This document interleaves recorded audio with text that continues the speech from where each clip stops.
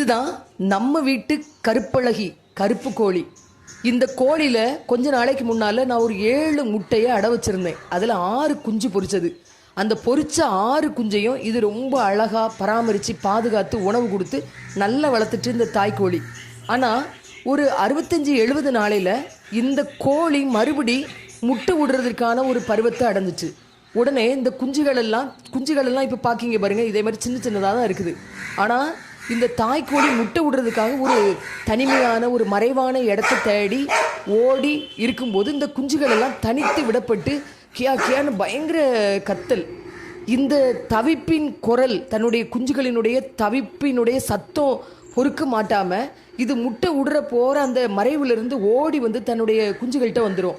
மறுபடி அது முட்டை விடுற அந்த இதுக்கு வந்த உடனே மறுபடியும் அந்த மறைவை தேடி ஓடும். இந்த தவிப்பு, இந்த தாய்க்கும் இந்த கோழிக்கும் இடையில் நடந்த அந்த பாச போராட்டத்தை பார்த்துட்டே இருந்தேன்.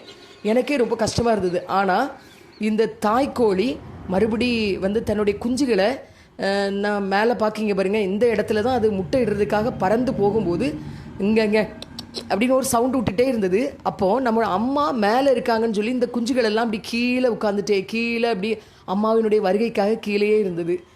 நான் மற்ற குவாக்கா ஏதாவது இந்த கோழிகளை இந்த குஞ்சுகளை அடிச்சுட்டு போயிடக்கூடாதுங்கிறதுக்காக இந்த குஞ்சுகளுக்கு கொஞ்ச நேரத்துக்கு நான் பாதுகாப்பாக இருந்துட்டேன்.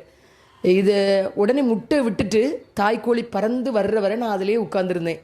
இதை பார்க்கும்போது எனக்கு ஒன்று ஞாபகத்தில் வந்தது. வேதத்தில் ஒரு வசனம் இருக்குது, கோழி தன் குஞ்சுகளை தன் சிறகின் கீழே கூட்டி சேர்த்து கொள்ளும் வண்ணமாக நான் எத்தனை தரமோ என் பிள்ளைகளை கூட்டி சேர்த்து கொள்ள மனதாக இருந்தேன், உங்களுக்கோ மனதில்லாமல் போயிற்று அப்படின்னு ஒரு வசனம் எனக்கு ஞாபகத்தில் வந்தது.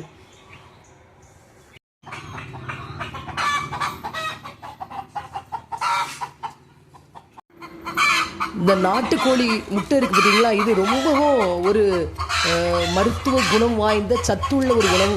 சின்ன பிள்ளைங்களுக்கெல்லாம் இந்த இதை அவிச்சு கொடுக்கும்போது தான் அந்த பிள்ளைகளுடைய கால்கள் பலப்படும் அப்படின்னு சொல்லுவாங்க. இந்த சளியெல்லாம் இருக்கிறவங்க ஆஃப் ஆயிலில் நிறைய நல்ல மிளகு போட்டு, நல்ல மிளகு சீரகத்தை போட்டு சாப்பிட்டா சளி இதெல்லாம் இதாயிரும்.